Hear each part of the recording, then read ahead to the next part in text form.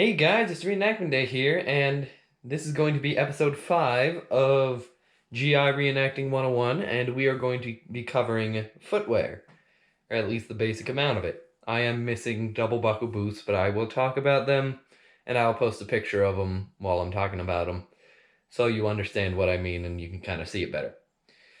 So, let us start off with what I covered in episode 3, when covering the basic gear. The model, or not even the model, these are just standard boot socks. They're used by the military today. There's no really advancing on these at all. Nice cloth sock, little cushion on the bottom for when you're wearing boots. And that is pretty much all we can cover about that. They're tall socks because you're wearing tall boots. And that's about that. They're socks, nothing too fancy about them. You can find them anywhere. And these also really don't matter because you're not going to see them unless you're taking off your boots a lot. So, let us go on to the Type 2 service shoe. Now you can see the Type 2 service shoe is a very nice boot, very shiny, very fancy for dress occasions, and also combat during the early parts of the war. You can see it has these are also known as rough-in boots too, because the rough side of the leather is in the boot. Well, you can see just nice laces, nothing too fancy. They're like cloth laces. There are no cushioning in the bottom of this boot. Let's just try and get it on camera. There we go. No cushioning in there. Just pure leather. So, and these had a advantage above the other countries. Rubber soles. All the other countries were using hobnails, which were slippery on floors, and they could actually damage some floors. But these ones, they wouldn't damage floors. They had traction on all kinds of floors. So that was pretty much that. You can see you had the rear end here, the rear of the sole, the front, and in between you got this nice piece of leather.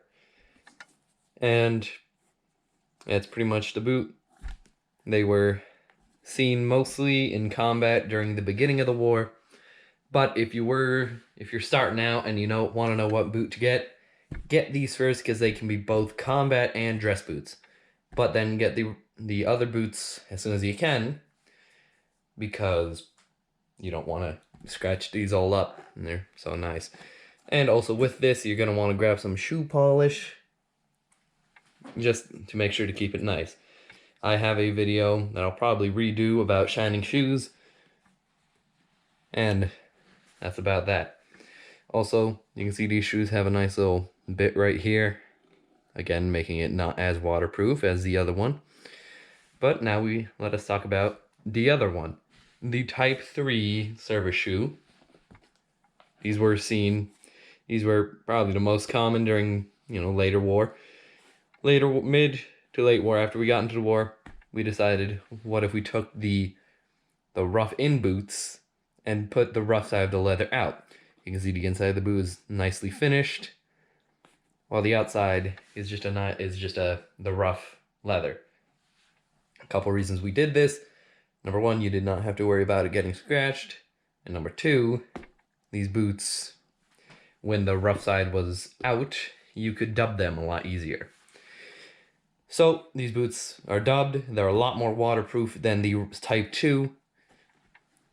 I say waterproof, water resistant.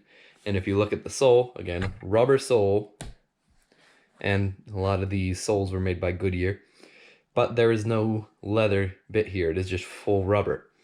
And if you, let me just kind of compare. There we go. There we go. That should be in camera. No leather there. So that made this better for combat.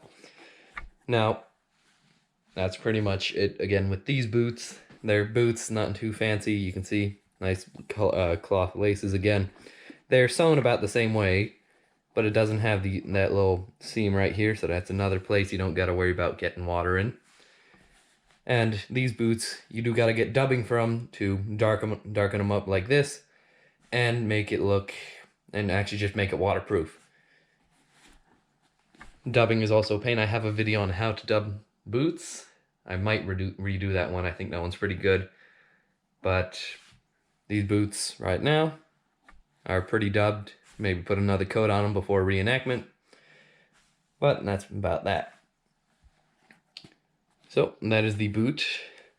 And now, of course, the boot wouldn't be the same kind without the model 1938 leggings.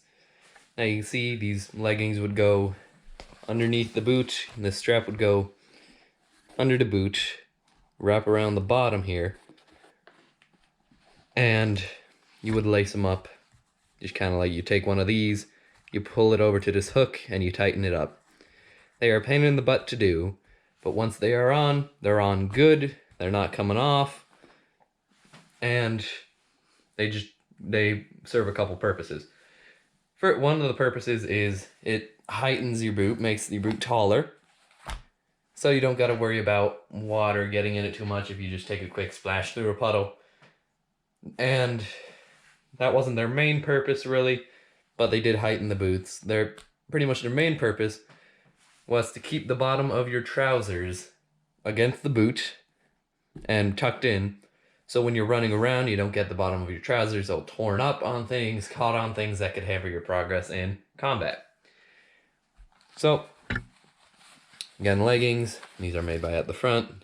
Markings in there. Markings would be about the same on an original pair, which I do have an original pair. And these are pretty much just the boots, or the leggings. You can see where the dubbing is wearing off, kind of turning it a bit black.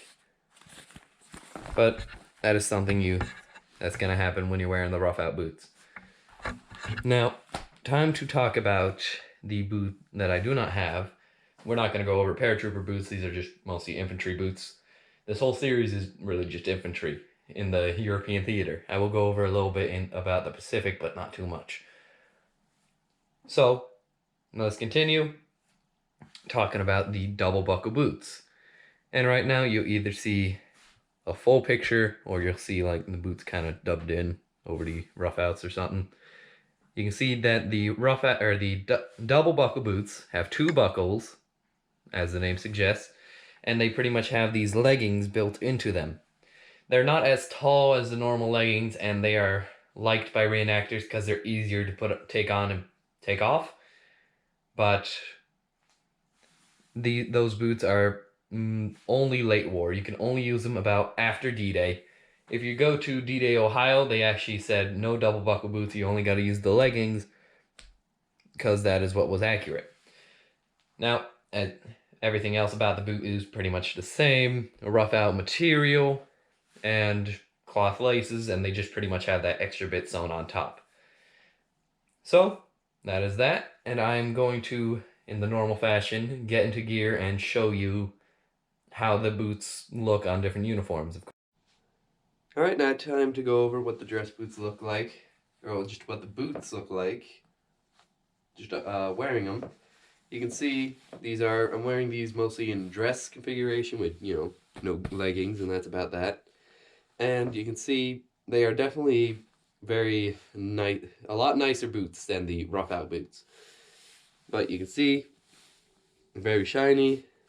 You can see how they would also be pretty difficult to dub, and you just wouldn't want to scratch these things up in combat. So that's why the rough out ones are better for combat.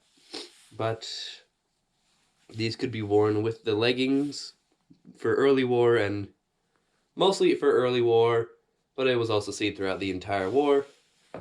But you can see they are very nice, very stylish boots.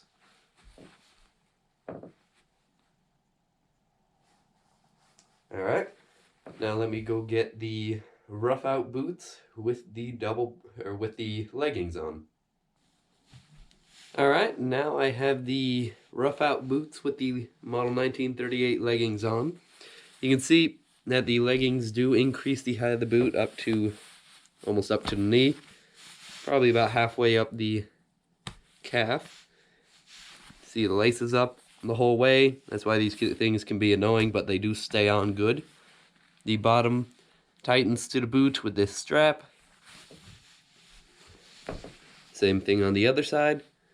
They are a bit annoying to get tightened to the top of your pants, but they don't gotta be too tight. Just tight enough where they won't really pull out the pants won't pull out from the leggings. But if you look at the boots, you can see that they are easily dubbed. They're a rougher leather, aka the rough out name.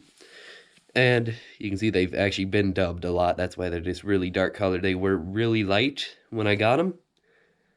But after like a year of dubbing, it's gotten to be this color, and this is what you want. But you can see leggings the same way on the other side. Boots, a lot more waterproof, a lot more, like you can get these damaged without wearing too much. If these boots get scratched, you put dubbing on them, or yeah, you just put dubbing on them. But if the dress boots get scratched and like dug, you can't really fix a dig in a nice polished boot. You can probably fix the scratch, you can definitely fix a scuff, but these ones are a lot better for combat. So, those are the boots. Well, that's going to be it for this video. Thank you for watching. If you have any questions, if you have any video ideas, please leave them down in the comments. And I hope you enjoyed. I will see you guys later.